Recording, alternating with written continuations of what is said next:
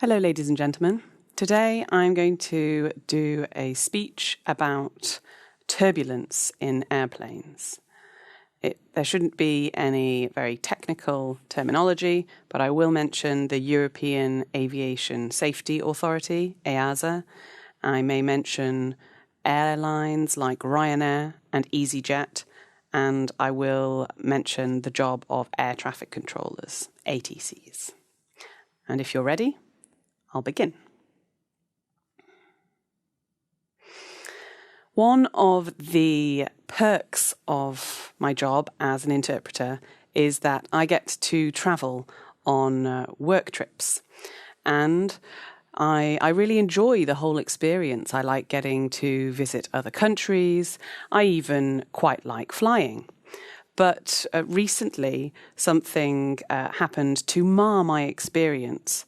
It really interrupted my usual routine of getting on the plane, settling down to read. We were cruising along, everything seemed fine, and then suddenly the whole plane started to shake and my drink spilled out of my glass. And I realised that we'd hit a patch of turbulence. It felt really awful. I was a bit worried, but actually what I experienced was probably just light turbulence. It wasn't even the worst kind where people can actually get injured. And so I want to use this speech to convince you that actually you don't need to be worried about turbulence at all. I know that turbulence can be the bane of nervous flyers' lives. It's ranked officially by EASA, the European Aviation Safety Authority, as flight passengers' number one concern. And that's because it can be uncomfortable. It can worsen feelings of travel sickness, and it can increase your risk of injury. People have suffered from fractures, from bruises, from sprains due to turbulence. But the good news is that it very rarely leads to injury. And I can only think of one case where there was actually a crash caused by turbulence, a crash of a commercial flight, that is. There was a famous example from 1966, a normal commercial flight, Flight 911, going from Tokyo to Hong Kong. And the pilot wanted to actually do his passengers a favour. He wanted to give them a special treat and fly the airplane around so that they could get a better view of Mount Fuji as they flew past. But unfortunately, there were very violent air currents around the mountain at the time, and it unfortunately ripped the tail fin, the back end of the plane, clean off, and that led to a very serious crash. Now, I know that all sounds worrying, but I have good news for you, because that was in 1966, and since then, technology has come on in leaps and bounds. We now have the Aviation Safety Authority, and they, along with other authorities, are responsible for ensuring that flying is safer than it has ever been. It's very unlikely that a modern aircraft would have the same problems as that 1966 aircraft. The fact is that pilots and air traffic controllers are constantly in communication with one another, and they have an impressive array of tools and techniques to avoid turbulence. And I want to give you a few examples to reassure you.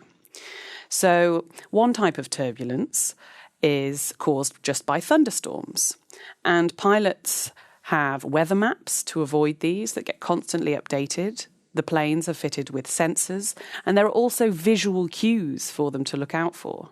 So if they see a particularly tall cloud coming up, the taller the cloud, the more turbulence there is in it. And pilots can reroute the plane and choose to avoid those sorts of thunderstorms, which would otherwise cause turbulence.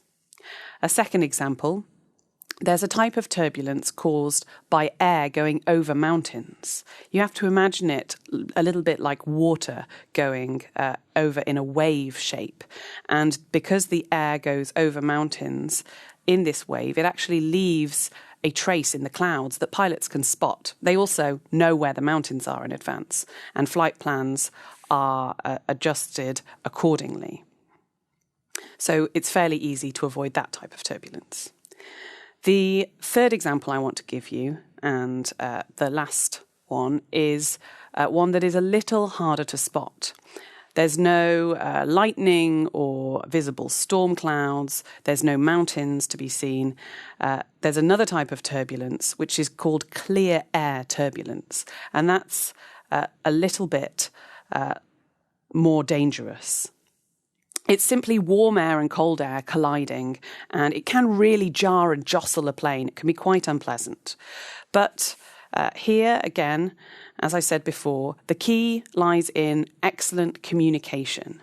The airlines actually share information amongst themselves. So it's not as if a Ryanair plane is going to go through a patch of clear air turbulence and then not tell the plane on the same route behind them just because they're being operated by a competitor, by EasyJet. No, they're always in communication, and this normally gives pilots about a 20-minute warning. It can leave them with just 5 or 10 minutes, but that is always enough time to tell people to fasten their seatbelts, to get the trolleys stowed away, and to make sure that there's very little risk of injury.